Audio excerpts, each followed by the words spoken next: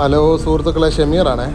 ഞാൻ ഇന്നുള്ളത് കോഴിക്കോട് ഹൈലൈറ്റ് മാളിൻ്റെ മുന്നിൽ നാഷണൽ ഹൈവേൻ്റെ പണി നടക്കുന്ന പാലത്തിൻ്റെ അടിയിൽ കുറച്ച് ഇന്ത്യക്കാർ താമസിക്കുന്നുണ്ട്. അതൊന്ന് കാണിച്ചു തരാൻ വേണ്ടിയിട്ടാണ് ഞാൻ ഈ വീഡിയോ ചെയ്യാൻ കാരണം. നമ്മുടെ മേപ്പാടി മുണ്ടക്കയിൽ ഉരുൾപൊട്ടൽ നടന്ന സ്ഥലത്ത് വൈറ്റ് ഗാർഡിൻ്റെ ഭക്ഷണ വിതരണം നിർത്തിവെച്ച് ഹൈജീനിക് അല്ല എന്ന് പറഞ്ഞുകൊണ്ട് അതിന് പകരം പൂത്ത ബ്രെഡ് കൊണ്ടു കൊടുത്ത അതുമായിട്ട് ബന്ധപ്പെട്ട് ഒരുപാട് വിവാദങ്ങൾ നടന്നുകൊണ്ടിരിക്കുന്ന സമയമാണിപ്പോൾ.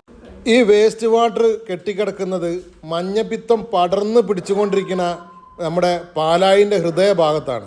ഈ വേസ്റ്റ് വാട്ടറിന് തൊട്ടരികിലായി ഒരുപാട് വീടുകളുണ്ട്. ആ വീടിലേക്കൊക്കെ അവരെ കിണറിലേക്കൊക്കെ ഈ വെള്ളം ഇറങ്ങി കോളിഫോം, ഈക്കോളി ബാക്ടീരിയകൾ പടർന്നിട്ടാണ് ഈ മഞ്ഞപ്പിത്തം പോലുള്ള മാരക അസുഖങ്ങൾ പിടിപെടുന്നത്.